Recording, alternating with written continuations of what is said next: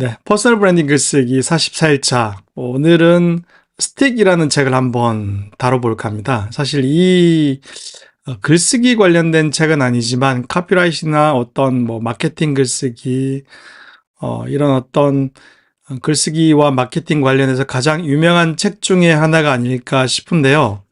오늘 이 책을 통해서 글쓰기의 어떤 노하우, 그리고 또 글쓰기에 관련된 방법론을 함께 배워보도록 하겠습니다. 벌써 이 책이 2009년도에 나온 책이네요. 놀랍습니다. 15주년 기념판이 새로 발간이 됐더라고요. 정말 좋은 책은 15년이 지나도 여전히 사랑받는 것 같습니다. 사실 말이 15년이지 출간을 해서 한 달 내에 평가를 받지 못하면 사실 사라지는 책들이 대부분인데, 이 책의 내용이 얼마나 유용한지, 내용이 얼마나 좋은지에 대해서 다시 한번 확인할 수 있는 내용인 것 같습니다.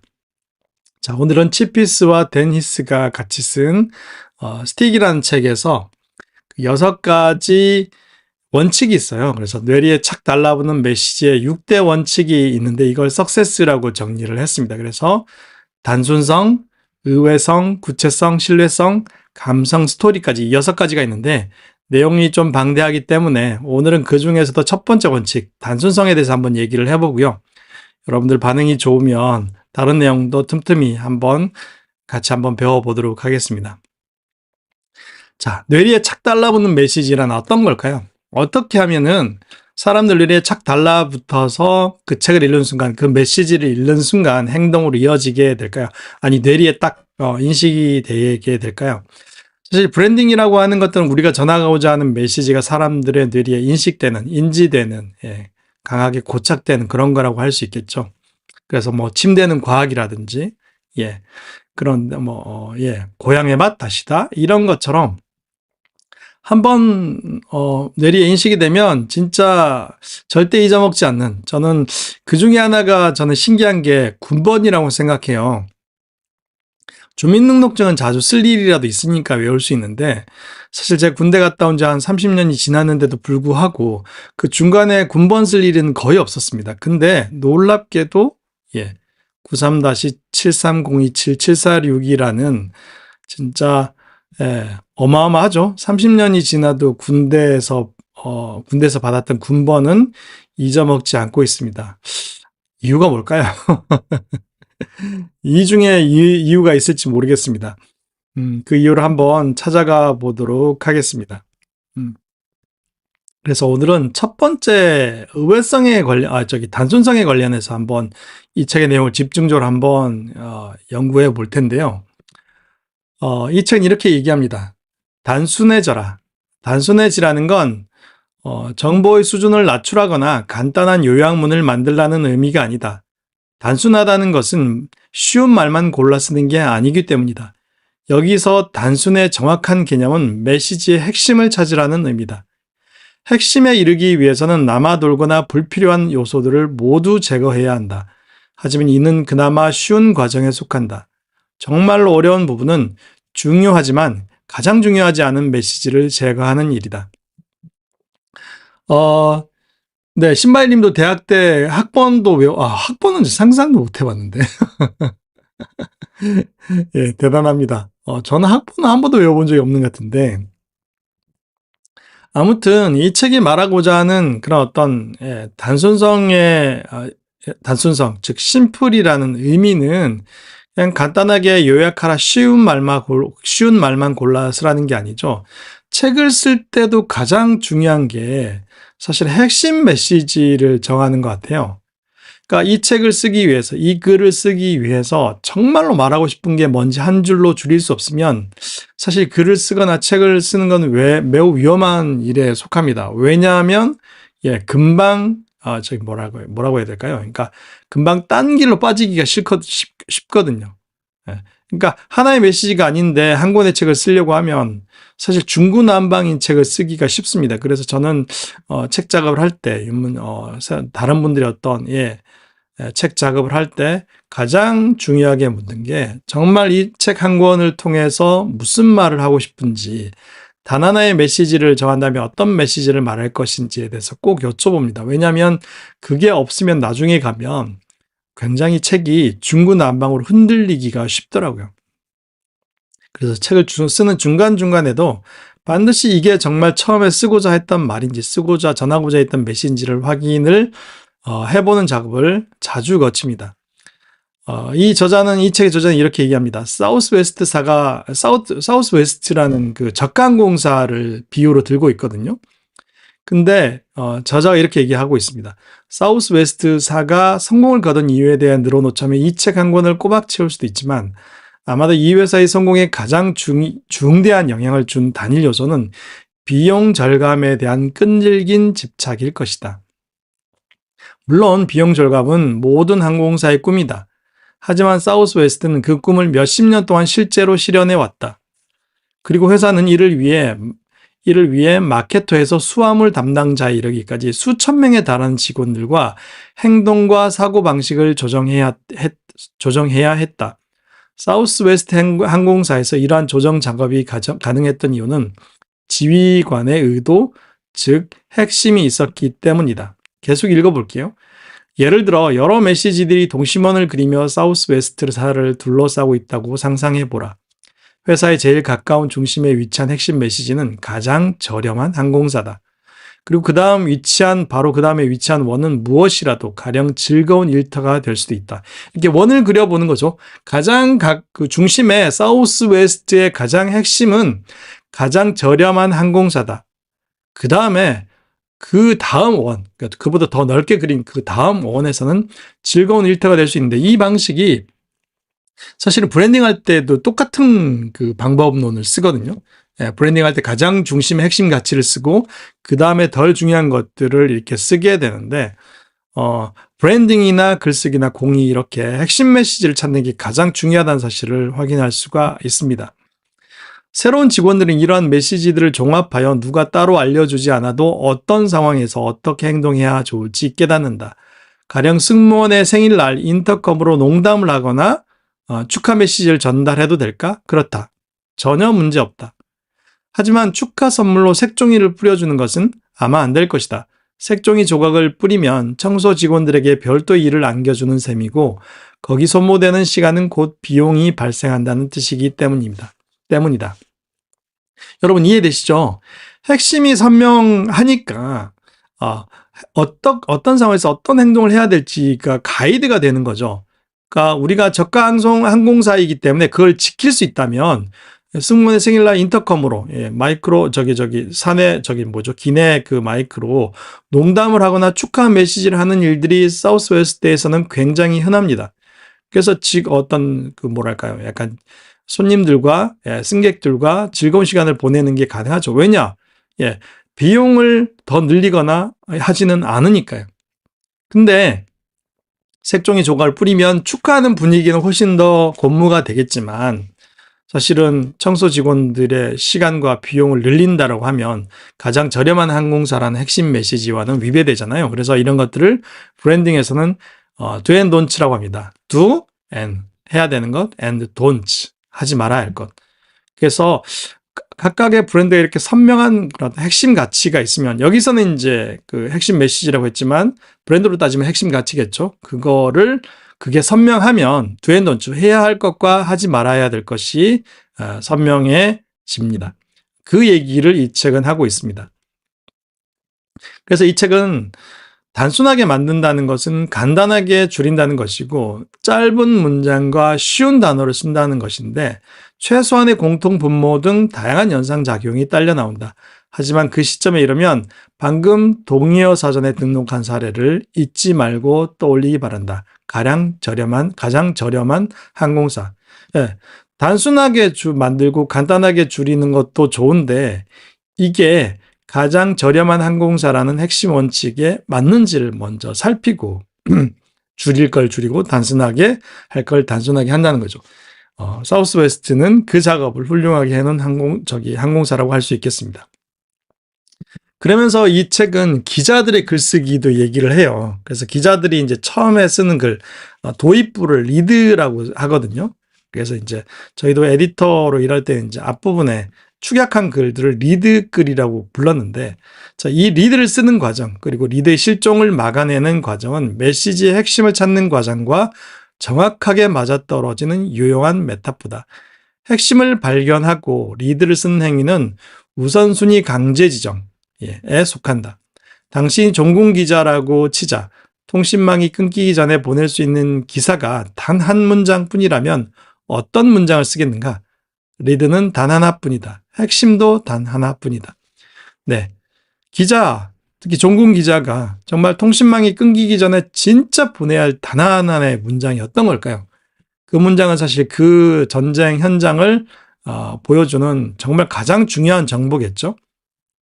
우리도 그만큼의 위급함, 다급함은 아닐지라도 핵심 문장을 항상 기억해야 핵심 문장을 메시지를 항상 고려해서 써야 한다는 사실을 이 책은 이야기하고 있습니다. 그래서 그 사례로 클린턴의 어떤 그 선거운동 사례를 들죠. 지금 마침 총선 기간인데 여러분 혹시 그 요즘 떠오르는 그런 어떤 그 정치적인 그런 어떤 뭐랄까 메시지 중에 선명하게 떠오르는 게 있습니까? 저는 한 가지가 있네요. 그 조국 씨가 이런 얘기를 했죠. 3년은 너무 길다. 굉장히 핵심적인 메시지 아닙니까? 이런 면에 있어서는 뭐 정치의 어떤 뭐 호불호를 떠나서 굉장히 선명한 메시지라고 생각합니다. 클린턴 사례를 볼까요? 클린턴의 핵심 정치 고문이었던 제임스 카빌은 이런 복잡한 상황을 극복해야만 했다. 핵심에 집중하려고 고군분투를 계속하던 어느 날 그는 모든 선거 운동원들이 볼 수 있는 화이트보드에 세 문장을 적었다. 즉석에서 지어낸 이 슬로건 중 하나가 바로 경제라니까 이 멍청아. Is the economy stupid? 였다. 그리고 이 문장은 선거 기간 내내 클린턴의 가장 성공적인 핵심 캠페인이 되었다. 여러분 이거는 뭐 부가로 설명드리지 않아도 되겠죠. 너무나 유명한 메시지고 지금도 사람들에게 많이 회자되는 핵심만 뽑았던 정말 핵심으로 승부를 걸어서 성공했던 선거 사례라고 할 수 있겠습니다. 핵심 메시지는 무엇이 가장 중요한지 상기시킴으로써 사람들로 하여금 잘못된 선택을 피할 수 있도록 도와준다. 누군가가 치킨 샐러드를 놓고 고민하고 있을 때 허브 켈러의 저렴한 항공사라는 메시지는 샐러드 따위는 잊어버리려고 말해주는 것이다. 다른 항공사에서 치킨 샐러드가 유행해서 너도 나도 그걸 도입할 때 사우스웨스트 항공은 어떻게 했을까요? 저게 좋은 건 알아. 근데 가장 저렴한 항공사에 맞는 거야? 항공사라는 우리의 핵심 메시지에 맞는 거야? 라고 질문을 하고 그렇지 않기 때문에 바로 포기할 수 있었죠. 또 한 가지 이 책이 그 단순성을 이야기하면서 드는 사례가 하나 지역신문 데일리 이 지역신문 이름이 데일리 레코드라는 신문사였는데요. 이 신문사의 예를 들고 있습니다. 제가 한번 읽어보겠습니다. 애덤스는 출판 편집인으로 보낸 55년의 세월 동안 단 하나의 철칙을 초지일관 간직했다. 바로 지역신문은 지독할 정도로 지역 뉴스에 집중해야 한다는 것이다. 솔직히 말해서 그는 지역 뉴스 광신도에 가까웠다. 사실 이건 우리나라처럼 종이신문이 사실 많이 사라진 그리고 지역신문이 많지 않은 시장에서 그렇게 큰 공감을 얻지 못할지 모르겠지만 사실 미국의 유명한 그 신문사들도 다 지역지잖아요. 워싱턴 포스트나 뭐 뉴욕 타임즈나 이런 것처럼. 그런데 그런 어떤 지역의 이름을 따고 있지만 그런 어떤 뭐랄까 중앙일간지 같은 그런 어떤 영향력을 가진 신문사들과 대항하기 위해서 애덤스라는 사람은 자신이 운영하는 신문사의 핵심을 찾아냈습니다. 그건 바로 지역 중심이라는 메시지였어요. 그 다음 그는 핵심을 소통하는 문제로 관심을 돌렸다. 즉 핵심 메시지를 직원들에게 달라붙게 하는데 집중한 것이다. 스틱 하는데 집중한 거죠. 이 장에서 이 책 전체에서 우리는 핵심 메시지를 스티커처럼 만드는 방법에 대해 논의할 것이다. 그리고 그 첫걸음은 애덤스가 지역 중심 메시지를 어떻게 스티커 메시지로 만들었는지 연구하는 데서 시작된다. 애덤스는 명확하고 구체적인 단어를 이용했다. 그는 무엇을 원하는가? 이름이다. 애덤스는 날마다 신문에 보도할 수 있는 셀 수 없이 많은 이 개개인의 이름을 원했다. 그 메시지는 조직의 모든 사람들이 이해하고 활용할 수 있을 만큼 확실하고 상세했다. 여러분 신문사에서 대형 중앙일간지는 개개인의 이름을 그렇게 자세히 쓰지는 못할 거예요. 동네에서 일어난 일들에 대해서. 근데 이 신문이 왜 지역 중심이었냐? 그 지역에 사는 이런 사람들의 이름을 낱낱이 하나씩 적을 수 있었고, 그걸 지역 주민들은 알아볼 수 있었던 거죠. 그래서 차별화가 됐던 겁니다. 여기서 말하고 싶은 거는 이 신문이 정말 명확하고 구체적인 단어를 이용했다는 겁니다. 심지어 사람 이름까지도요. 그러면서 스틱은 또 이렇게 속담 예를 듭니다. 손 안에 새 한 마리. 이 속담은 우리 내에 스틱되는 정도가 아니라 엄청난 스티커 메시지다. 자그만치 2500년 동안 살아남았으니 말이다. 이 메시지는 대륙과 문화를 넘어 언어의 경계를 넘어 전 세계로 퍼져나갔다. 누가 발벗고 나서 광고 캠페인을 벌인 것도 아니다. 누구의 도움도 받지 않고 오직 스스로의 힘만으로 퍼져나간 것이다. 다른 많은 속담들 역시 유구한 역사를 자랑한다.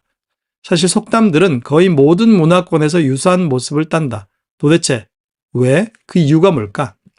여러분, 손 안에 새 한 마리. 정말 멀리 있는 비둘기 한 마리, 큰 새보다 손 안에 있는 새 한 마리가 더 소중하다. 내 손 안에 있는 게 더 소중하다는 메시지인데, 속담인데, 이 속담이 우리나라에만 있는 게 아니라 정말 2500년 동안 수많은 대륙과 문화에서 통용이 되었다는 거죠. 대단히 놀랍지 않습니까? 내가 말하고 싶은 것을 정말 적절하게 표시한 문장이기 때문이겠죠. 단순성을 추구하는 이들에게 속담은 곧 성배다. 짧고 간결한 문구를 만들어내는 것은 간단하다. 약간의 체계성만 갖추고 있으면 누구라도 할 수 있다. 한편 심오하고 간결한 문구를 만들어내는 것은 엄청나게 어려운 일이다. 그럼에도 이 장에서 우리가 말하고자 하는 바는 그러한 노력은 그만한 가치가 있다는 것이다. 핵심을 찾고 간결하게 표현하라. 그 엄청난 위력을 확인하게 될 것이다.